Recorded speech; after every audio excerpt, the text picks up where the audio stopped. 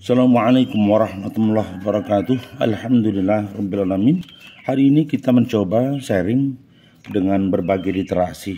Ada beberapa catatan yang pernah ditulis oleh Ode Failasufa. Ode Failasufa. Dia mencoba membuat beberapa panduan yang berkaitan dengan diet sehat dan cerdas ala dokter dan selebritis. Ya, kami coba ingin mengajak solusi informasi sehat ya. Informasi sehat dari beberapa literasi yang harapan kami ini menjadi acuan kita, siapapun, entah itu anak muda, anak tua atau anak dewasa yang cenderung mengalami obesitas ya, atau kegemukan. Kita akan bicara tentang diet ya, diet. Ada beberapa literasi bahwa kegemukan itu menjadi sumber masalah. Karena harapan kita adalah tubuh yang langsing, seksi itu dambaan semua orang. Tubuh yang sehat itu juga dambaan orang. Maka berbagai cara orang yang gemuk atau super gemuk itu mencoba mencari solusi agar langsing. Sebenarnya bukan persoalan langsingnya.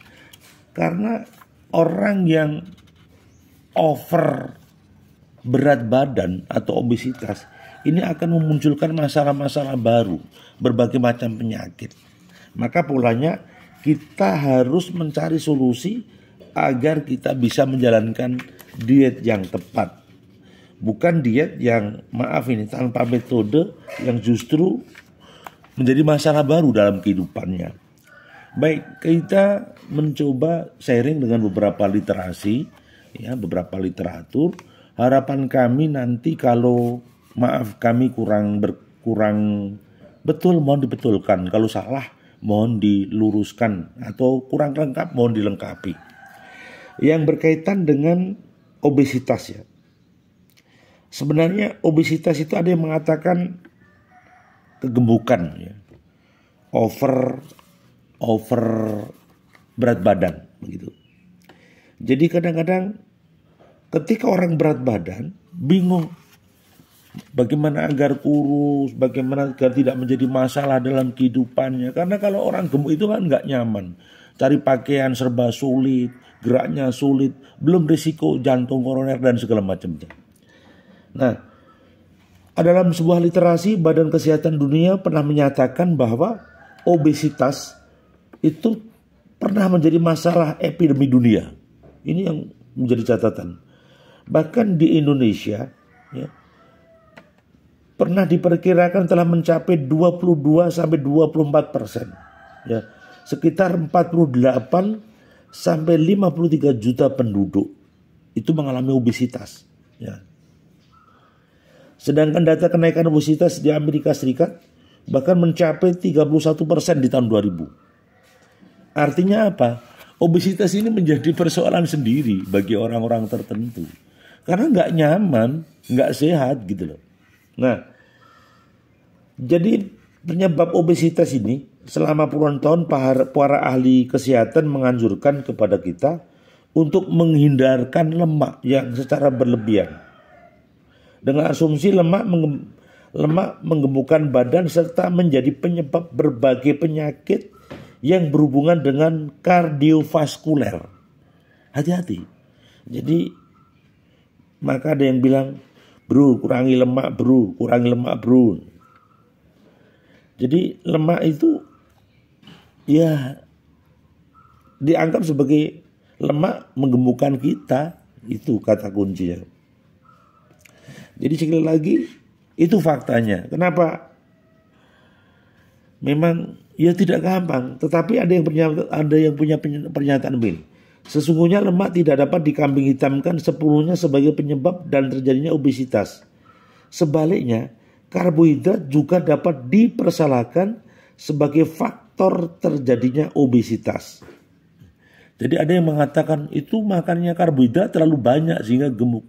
Jadi bukan hanya lemak yang menjadi kambing hitam kegemukan, tapi karbohidrat pun secara berlebihan itu juga dijadikan kambing hitam kegemukan atau obesitas. Nah, maka konsumsi karbohidrat yang berlebihan dapat memicu produksi insulin yang berlebih pula. Sedangkan produksi hormon insulin yang berlebih sesungguhnya dapat menjadi pembentuk lemak yang akhirnya berujung pada obesitas. Itu arahnya ke situ. Jadi hormon dari karbohidrat tadi memicu produksi insulin, sedangkan hormon insulin ya, memicu pembentukan daripada lemak. Itu yang terjadi, begitu. Jadi itu harus difahamkan. Dengan kata lain, insulin dapat menjadi penyebab kegemukan dengan menyebabkan tubuh menyimpan lemak. Maka diet yang betul kadang harus apa? Harus mengurangi karbohidrat. Maka diet nasinya jangan 1 piring, kalau makan 3 sendok atau 4 sendok begitu. Itu solusinya, ya. Jadi insulin pada dasarnya merupakan hormon lipogenik ya. Jadi insulin adalah hormon yang dilepaskan ke dalam aliran darah ya setiap habis makan untuk mengangkat teori yang baru saja diasup tubuh ya. Maksud kami begini, insulin adalah hormon yang dilepaskan ke dalam aliran darah setiap habis makan untuk mengangkat kalori baru yang diasup tubuh ke dalam sel-sel otot sehingga kalori tersebut dapat diubah menjadi energi. Itu kawan. Jadi itu yang terjadi begitu. Tahapan prosesnya seperti itu. Jadi bagaimana ini? Ya makanya kita harus menjaga kualitas hidup kita. Kita harus menjaga kualitas hidup kita ini agar senantiasa tumbuh sehat. Ya, tumbuh sehat, tumbuh bugar, jangan sampai obesitas. Karena obesitas ini akan dimanapun akan menjadi masalah baru dalam kehidupan kita. Ya, sekali lagi, apakah mudah? Tidak. Biasanya kalau menaikkan tubuh berat badan mudah, tapi kalau menurunkan sulitnya minta ampun. Ya, gitu. Jadi insulin pada dasarnya merupakan hormon lipogenik. Hormon lipogenik dalam bahasa Latinnya bermakna kelahiran. Ya, lipogenik secara literal berarti kelahiran lemak. Kelahiran lemak. Maka hormon lipogenik membuat Anda gemuk dan tetap gemuk.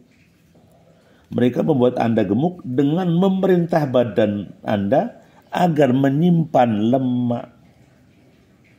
Jadi saya ulang, insulin pada dasarnya merupakan hormon lipogenik. Gitu loh. Hormon lipogenik dalam bahasa Latinnya tadi bermakna kelahiran. Ya, kelahiran lemak. Nah, gitu loh. Jadi mereka membuat kita jadi gemuk. Bahkan kita harus menyimpan lemak gitu.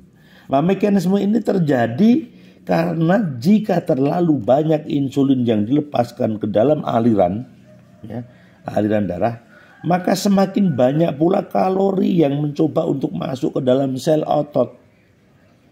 Tetapi karena tempat yang ada dalam sel otot sangat terbatas, maka kelebihan kalori yang tidak tertampung dibawa ke dalam otot lemak, disimpan sebagai jaringan lemak. Oleh karena itu, tubuh kita menjadi penyimpan lemak. Itu yang terjadi. Nah, memang tidak mudah. Kadang kita berjuang serius bagaimana agar kurus. Sulit. Maka memang nanti ada treatment dengan olahraga rutin, dengan mengurangi asupan lemak, dengan mengurangi karbohidrat. Ini harus berupaya. Paling tidak kalori yang masuk dengan kalori yang keluar harus seimbang. Maka ketika orang makan tidak olahraga ya pasti gemuk. Apalagi kerja di kantor, duduk ya sudah pasti gemuk. Gitu loh. Nah, makanya sekali lagi enggak gampang memang. Tapi memang harus diuraikan ya. Jadi Lemak selama ini telah dianggap sebagai penyebab utama dari obesitas. Ada beberapa jenis lemak yang memang dianggap sebagai musuh obesitas dan penyakit kardiovaskuler. Contohnya misalnya lemak trans dan lemak jenuh yang cenderung menurunkan kadar kolesterol baik, HDL, menaikkan kadar kolesterol jahat atau LDL, dan kolesterol total. Sehingga ada yang mengatakan bahwa para dokter ahli kesehatan memberikan masukan bahwa penderita obesitas atau kegemukan untuk menghindar sejauh mungkin dari segala macam produk makanan yang mengandung lemak. Maka kalau makan kurangi lemak, kalau jajan di warung kurangi lemak. Gitu. Namun hal ini memang tidak juga mengurangi jumlah penderita penyakit jantung koroner yang terus meningkat setiap tahun. Banyak faktor kalau begitu. Jadi pada dasarnya kegemukan merupakan gejala adanya ketidakseimbangan. Ini yang harus digarisbawahi. Ya. Ketidakseimbangan antara hormon insulin dengan hormon glukagon. Sama dengan insulin, glukagon juga diproduksi di dalam pankreas. Ini kata pakar kesehatan. Namun glukagon lebih memiliki sifat hormon lipolitik yang merupakan kebalikan dari hormon lipogenik. Lipolitik melibatkan mobilitas lemak untuk digunakan sebagai bahan pembakaran penghasil energi. Jadi banyak sebagian kita yang belum paham bahwa lemak sesungguhnya juga merupakan sumber bahan bakar yang optimal bagi tubuh manusia untuk hampir semua kegiatan sehari-hari.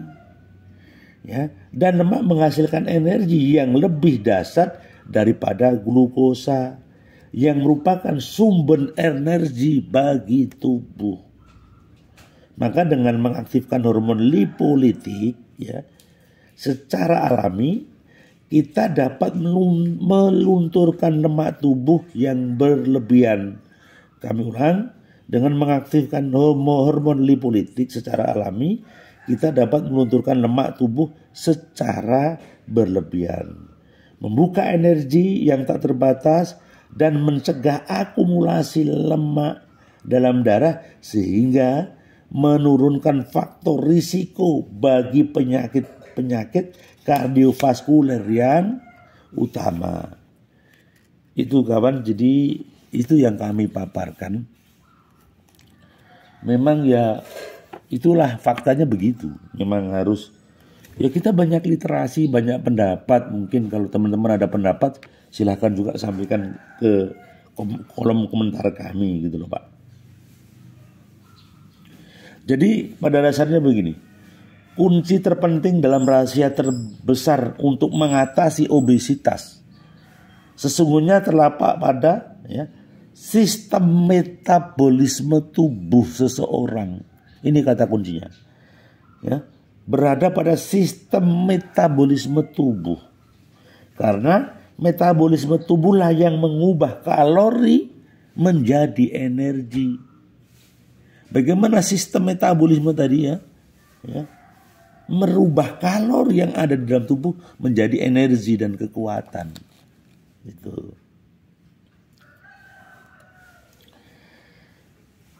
Metabolisme tubuh ini dipengaruhi oleh adanya keseimbangan antara hormon insulin dan glukagon. Jadi inilah yang disampaikan. Keseimbangan hormon insulin dan glukagon. Oleh karena itu, perlu diatur sedemikian rupa sehingga metabolisme inilah yang menentukan apakah kita ini menyimpan lemak atau membakar lemak. Kuncinya memperbaiki sistem metabolisme tubuh. Jadi, apakah nyun sewu dalam tubuh kita itu banyak membakar lemak atau justru menyimpan lemak? Gitu.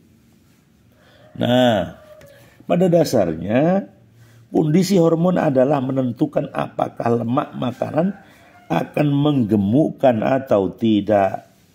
Jika kita sedang berada dalam kondisi menyimpan lemak, ya, atau seseorang bakar gula, segala sesuatu yang kita makan, lemak, karbohidrat, bahkan protein, memiliki kemungkinan lebih besar diubah menjadi lemak.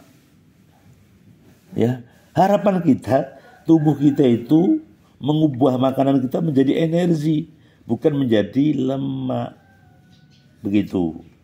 Jadi itu kawan, harapan kita bisa membuat keberhasilan, bisa menurunkan berat badan kita, maka perbaiki metabolisme tubuh kita. Ini sekedar beberapa literasi dan catatan juga dari pakar-pakar medis dan literasi dari panduan diet sehat dan cerdas. Jadi semoga ini menjadi catatan kita bahwa memang tidak gampang, tetapi yakinlah, manjada wajada, kalau kita bersungguh-sungguh pasti semuanya bisa dikerjakan dengan baik-baik. Kalau kita jalankan dengan baik, insya Allah hasilnya baik. Yakinlah kalau kita mau diet, pasti ada jalan keluar. Maka bersungguh-sungguhlah, bukan karena persoalan tampilan yang jelek saat gemuk, tetapi yang lebih penting adalah buatlah tubuh kita bugar, sehat.